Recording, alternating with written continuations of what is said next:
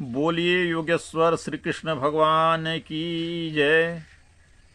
बंधुओं सादर जय सिया राम। आज हम आप लोगों के समक्ष एक महत्वपूर्ण विषय पर चर्चा करने के लिए प्रस्तुत हुआ हूं। आज का विषय है पाप और पुण्य। इसके संबंध में हमारे समाज में अनेक भ्रांति फैला हुआ है। हम निर्णय नहीं कर पाते हैं क्या पाप है क्या पुण्य है। हम श्रीमद् भगवद गीता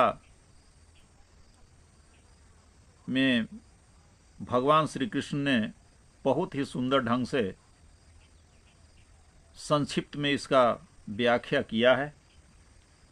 इसी व्याख्या को हम आप लोगों के समक्ष प्रस्तुत कर रहा हूं। बंधुओं, भगवान श्री कृष्ण जो गीता में उपदेश दिए हैं उनके श्रीमुख की वाणी है और एक एक वचन सत्य है, क्योंकि और किसी का वचन गलत सही हो सकता है परंतु भगवान का कहा हुआ वचन गलत नहीं हो सकता। आइए हम उसी व्याख्या को आप लोगों के समक्ष प्रस्तुत कर रहा हूं। पाप क्या है और पुण्य क्या है? इस प्रश्न पर समाज में अनेक भ्रांतियां हैं, किंतु योगेश्वर श्री कृष्ण के अनुसार रजोगुण से उत्पन्न यह काम और क्रोध भोगों से कभी तृप्त न होने वाले महान पापी हैं। अर्थात काम ही एकमात्र पापी है। पाप का उद्गम है काम, कामनाएं। ये कामनाएं रहती कहाँ हैं? श्री कृष्ण ने बताया कि इंद्रियां, मन और बुद्धि इसके वास स्थान कहे जाते हैं। जब विकार तन में है, मन में नहीं होते, तो शरीर धोने से क्या फायदा है? श्री कृष्ण के अनुसार मन की शुद्धि होती है नाम जप से, ध्यान से, किसी समकालीन तत्वदर्शी महापुरुष की सेवा से, उनके प्रति समर्पण से, जिसके लिए उन्होंने श्रीमद् भगवद गीता अध्याय 4 के श्लोक 34 में प्रोत्साहित करते हैं कि तत्विधि प्रणिपातेन, सेवा और प्रश्न करके उस ज्ञान को प्राप्त करो जिससे सभी पाप नष्ट हो जाते हैं। अध्याय 3 के श्लोक संख्या 13 में उन्होंने कहा कि यज्ञ से शेष बचे अन्न को खाने वाले संत जन संपूर्ण पापों से छूट जाते हैं, और जो शरीर के लिए कामना करते हैं वे पापी पाप ही खाते हैं। यहाँ यज्ञ चिंतन की एक निश्चित क्रिया, जिससे मन में निहित चराचर जगत के संस्कार जल जाते हैं। शेष केवल ब्रह्म ही बचता है।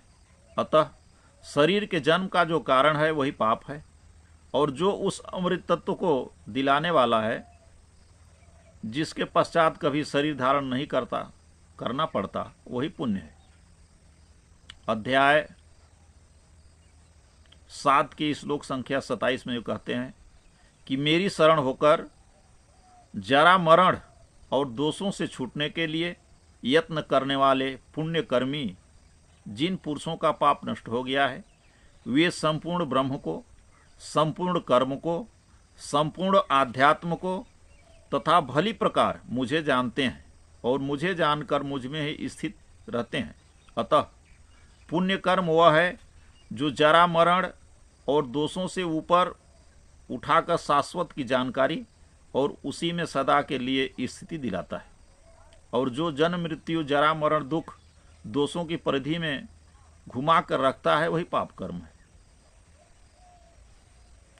अध्याय 10 के श्लोक संख्या 3 में कहते हैं कि जो मुझ जन्म मृत्यु से रहित, आदि अंत से रहित सब लोगों के महान ईश्वर को साक्षात्कार सहित विदित कर लेता है, वह पुरुष मरण धर्मा मनुष्यों में ज्ञानवान है और ऐसे जानने वाले संपूर्ण पापों से मुक्त हो जाते हैं।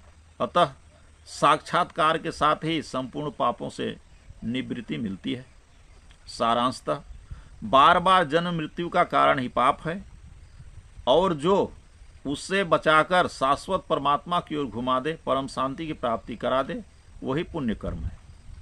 सच बोलना, केवल अपने परिश्रम का खाना, स्त्रियों में मातृत्व भाव, ईमानदारी इत्यादि भी इस पुण्य कर्म के सहायक अंग हैं, किंतु सर्वोत्कृष्ट पुण्य है परमात्मा की प्राप्ति। जो एकमात्र परमात्मा की श्रद्धा को तोड़ता है वह पाप है, और जो एकमात्र परमात्मा की श्रद्धा को जोड़ता है वही पुण्य है। बोलिए श्री कृष्ण भगवान की जय।